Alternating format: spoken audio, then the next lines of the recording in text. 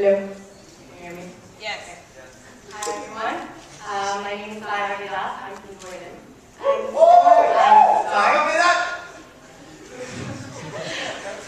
Sorry. Before I start, I actually want to ask you guys a question. How many of you have ever gotten really frustrated after watching the news? Okay. This is a poem that I wrote after being really frustrated after watching the news. It's called An Apology Letter to the Arab Child, and I hope you enjoy it. My dear child, I hope this letter finds you well. No. My dear child, could I have a word with you? My dear child, don't look at me like that. My dear child, I come to you with nothing but the bitter taste of sorrow and regret. The tears of shame sting so much they make me squint, and I have no choice but to look down at the shattered ground, for that is why I cannot look you in the eye when I say, forgive me.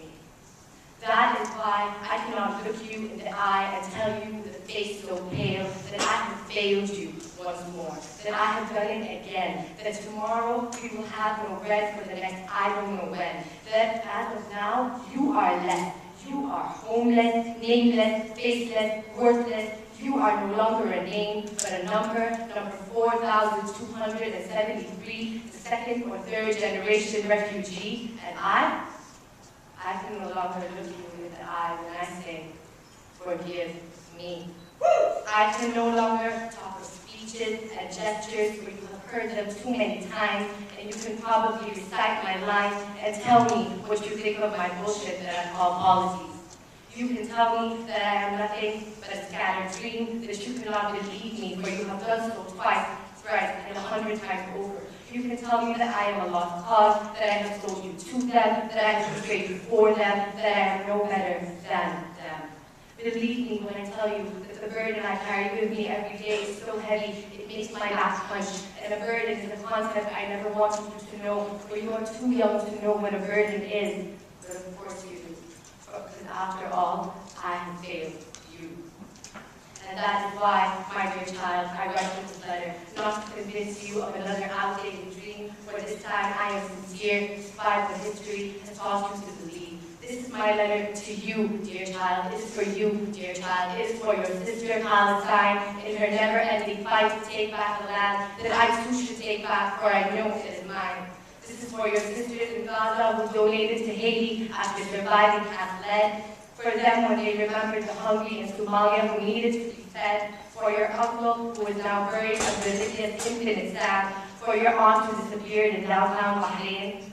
And for your cousins in Yemen fighting a war in vain. It is for your mother, Syria, the mother of all real men. So forgive me, because all I have are my words and my pen to tell you that this letter is for you. It is for you when I see you caught in the middle of a protest in Damascus crying, your image playing in my head over and over again, when I see you lying in the hospital, carved with shrapnel and bullet ends, when I see you carrying your father's coffin, too young to know death, when I see you jumping over buildings during curfew, delivering water to your neighbors and friends, when I see you wrapped in your hustle with a look so powerful, our egos shrink in size, because as we sit and watch, the death toll continues to rise and rise and rise. It is for you when you wonder why your fellow Arabs are dumb, blind, and deaf. For you when you question if there is anyone left. For you when you realize that the world is unfair because it does not see you as a suffering people,